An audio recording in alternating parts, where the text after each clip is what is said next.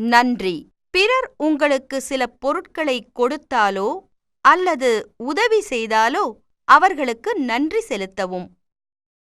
மன்னிக்கவும். நீங்கள் பிறரை வார்த்தையாலோ அல்லது செயலினாலோ துன்பப்படுத்தினால் மன்னிப்பு கேட்கவும். தயவு செய்து. நீங்கள் எந்த பொருளையும் பிறரிடம் இருந்து கேட்பதற்கு முன் தயவு செய்து என்ற வார்த்தையை பயன்படுத்த வேண்டும். காலை வணக்கம்.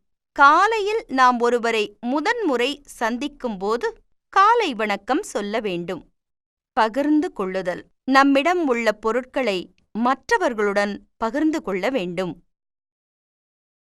பெரியவர்கள் சொல்வதை கேளுங்கள். ஒவ்வொரு வீட்டிலும் சில கட்டளைகள் இருக்கும். அதை கண்டிப்பாக நாம் மதிக்க வேண்டும்.